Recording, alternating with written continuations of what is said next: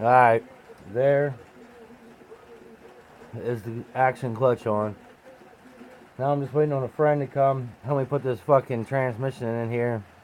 If I had a lift, I could stand and put it right in there. No problem lifting 90 pounds, but when you got long arms and you got to lift with your wrist, it's hard to lift 90 pounds.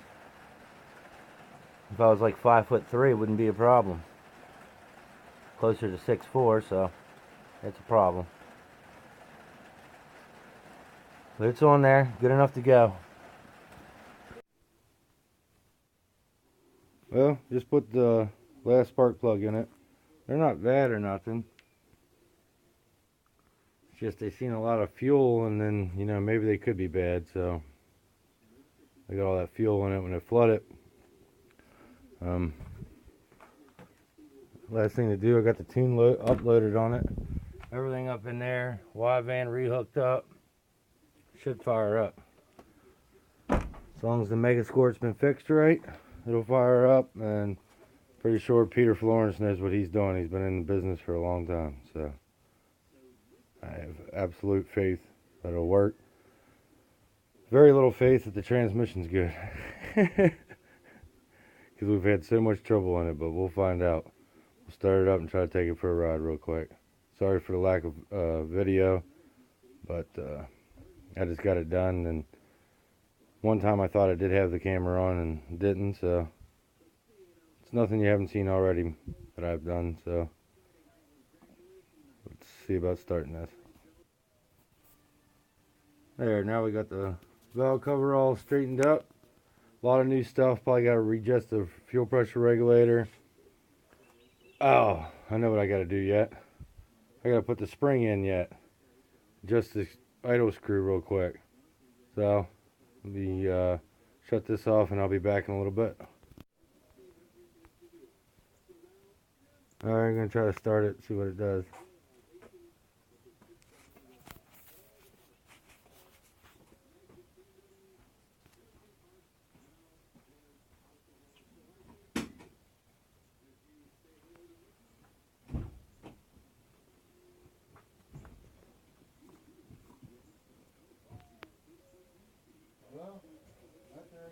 Well, I got the keys.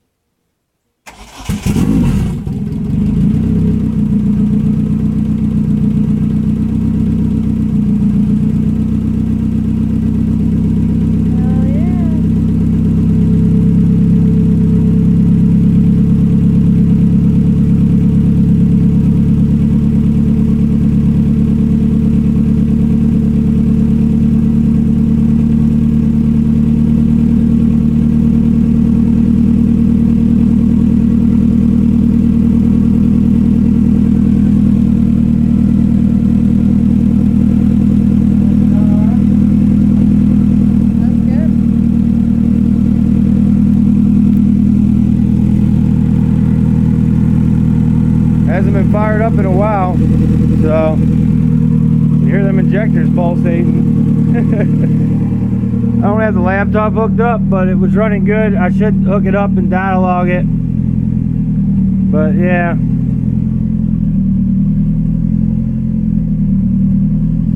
Got the wideband in and everything. I'm going to turn the idle up a little bit until I take it up and get it retuned. We'll get that idle straightened out. I'm going to put the billet head on before we go and get retuned as well, but I'll be back.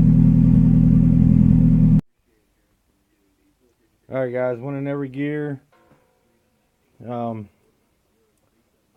Everything seems to be fine. This axle seems like it has too much play in it to me, but when I went out there and to the RD and shook it, and it moves up and down. I think it's because our axles don't have like a half shaft or nothing, and you know, you're going from clear over to there to clear over to here with one solid long axle. Well, not solid axle, but two joints at the end, so you probably do have some up and down movement. Seems like it's idling better too, so I might be able to turn the idle down some. Not sure this catch can is going to work like this. I drilled this one right here out, put the breather on it, put the breather and the one that went to the PVC valve over to here had a, I only went like 14 miles. I shouldn't have gotten a boost, but I did like 2, 3, like maybe 4 times. But had that much oil come out of it out of 14 miles, so I'm not sure about if it's because they're on the back side, so when you go to give it gas, all the oil flies to the back and then it sucks them out. But I don't even know how it would suck it out because, I mean, blows it out, I guess. I know, like, usually when you make a higher horsepower car, you put everything up here towards the front where the baffles are up front. So when you're getting on it, it don't shove all the oil backwards into the catch can, you know, which is when it's up front, when it blows it out, you know, the oil ain't pushing into it. It actually, you know, loses a little bit of that and it just blows most of the air in. So maybe that's what that is. It needs to be switched up differently.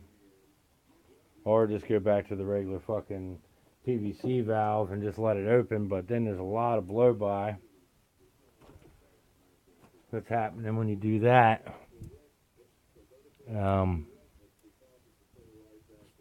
Trying to look over here. I think it's just burning all the old oil off.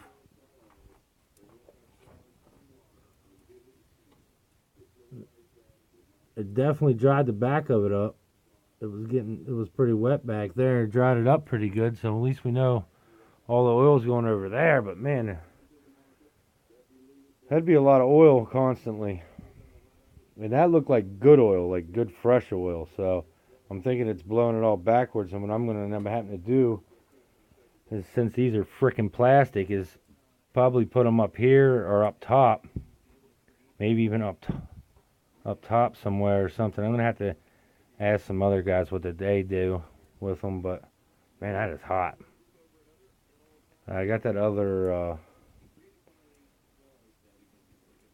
sensor too. I should put that in there. It's a little cooler. Run the car a lot cooler. Well, I think 182 is what they run at right now. So I think this one runs like 168, 165, something like that. So anywhere between 17 and 18 degrees, something like that, cooler. But I forgot the camera at the house, or not a camera. Forgot my damn phone at the house, so we didn't get a video of it, but I'll make sure I take another ride, guys. I mean, I want to take it for a bunch of little teeny rides back and forth, try to get rid of this fuel that's in it and go get some more fuel for it. Broke up a little bit when I hit it coming into my road, but I was kind of low in the RPMs when I hit third gear there, and it broke up because it went pig rich. Now the tune may be a little bit messed up since the fueling is actually better now. So maybe it was going out when I got it tuned, and maybe now it's maybe throwing a little bit too much fuel to it. I don't know. I know when I hit it the one time, see, I changed this all out. Remember how I had braided lines on it? Well, the braided lines that, you know, wouldn't quite make a proper seal down here. So what I did was put this on here, 1/4 inch fuel line, zip tied it, and I think what we were doing, we were leaking some boost off through here, and that's why we were sticking right around 14 pounds where it's at on the adjustable. But wife said we hit 17 pounds before the gate opened. And I only did it for like a brief second because we need to break the clutch in, try to, and there comes the damn rain. We gotta get the back tires on it, and I don't think we're going to be able to mess around with big tires on the front this year with this LSD. It's pretty vicious, the LSD, trying to turn it and everything else.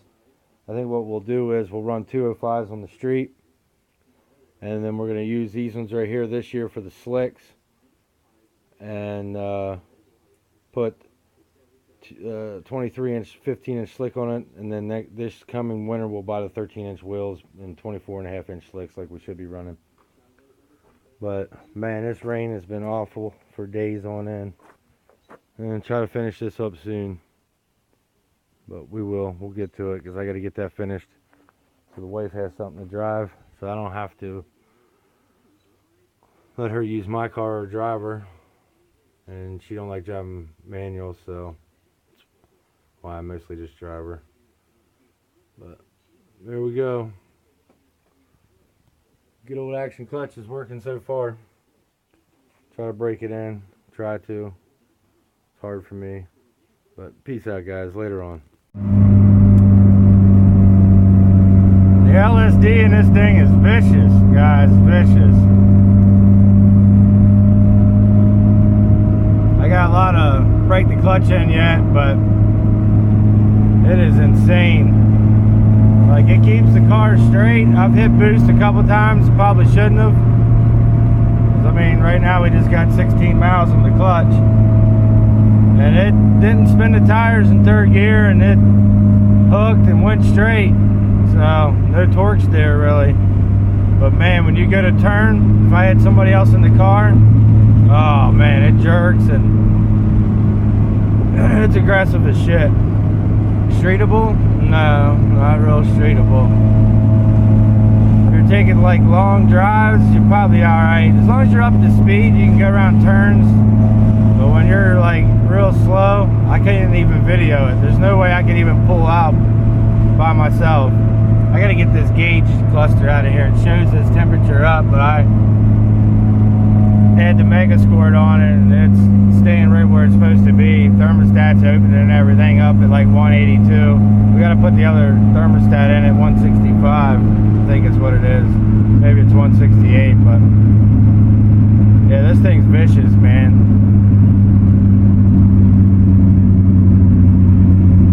Like, it's pretty scary with these bigger 225s up front. There's like no way I'm gonna run in 225s on the street with this thing.